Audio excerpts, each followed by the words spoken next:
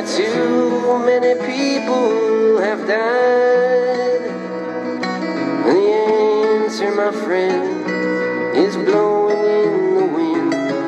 The answer is blowing in the wind. Surveillance video captures it all. 4 suspects, armed and dangerous, attempting to invade his southwest side home. The victim was able to get back inside his house, close his door, semi-barricade it, reach for a weapon that was easily accessible. That's when you hear gunfire. The 4 men retreat, get into their car, but not before the homeowner's bullets hit the windshield. How many deaths will it take till it knows that too many people have died?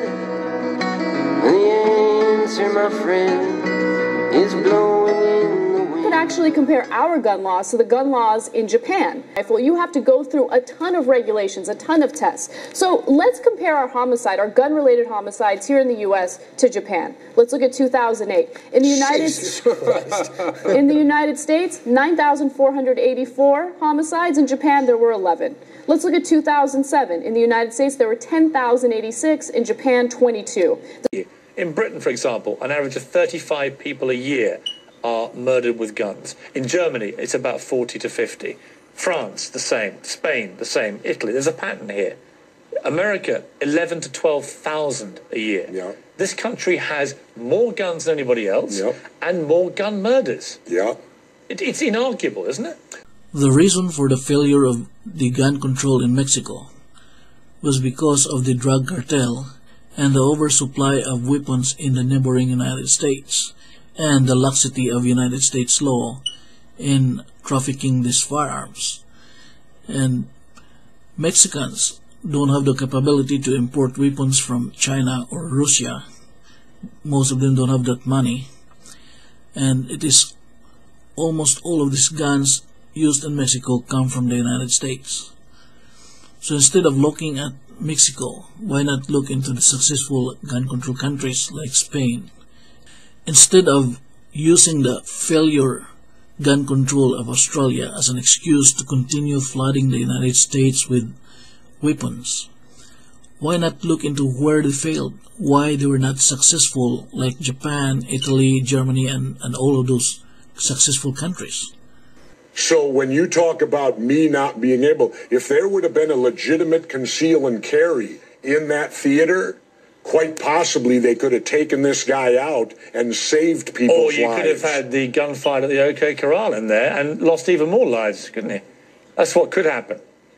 Story. You have the gun advocates coming out saying, what do you mean? We need more guns so people can protect themselves, right? In fact, there were several conservatives that argued, Katie Pavlich being one of them, well, this elementary school was a gun-free zone. That's the real problem here. Because that's what you need. You need more guns on these campuses to protect these kids. And I know Fox News is arguing that the teachers should get guns. Yeah, because kindergarten teachers having guns is a terrific idea.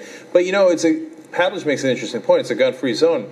If it wasn't, maybe the kids could have brought the guns, too. The kindergartners could have shot back. These are brilliant ideas by these advocates. Because I was in the Philippines, physically, the day Ferdinand Marcos declared martial law and made himself a dictator. And the first thing that dictator did, he gave the people of the Philippines 2 weeks to turn in all their guns, or it was the death penalty. And I'm here to tell you, 1776 will commence again if you try to take our firearms. Doesn't matter how many lemmings you get out there on the street begging for them to have their guns taken. We will not relinquish them. Do you understand?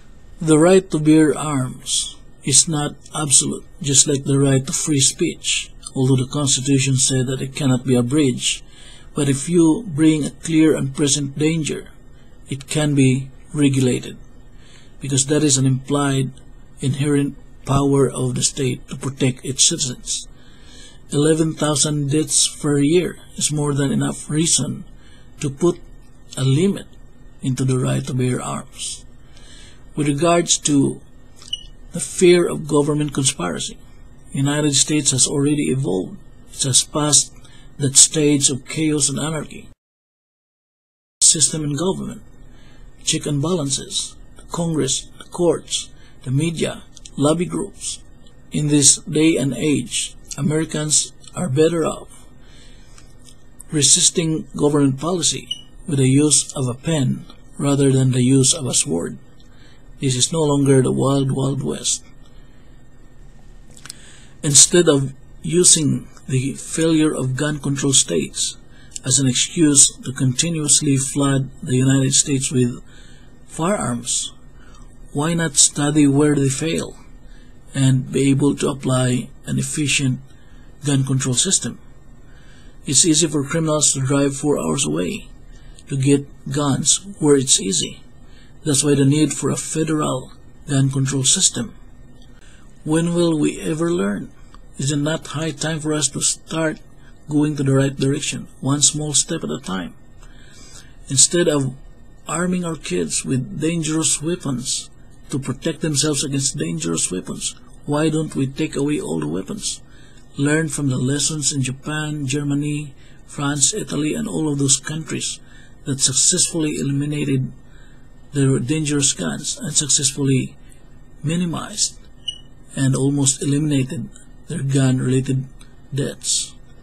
There is no logic in the argument that we can reduce gun death by increasing guns, because the more guns flooding into the United States, the more of these guns go into illegal hands.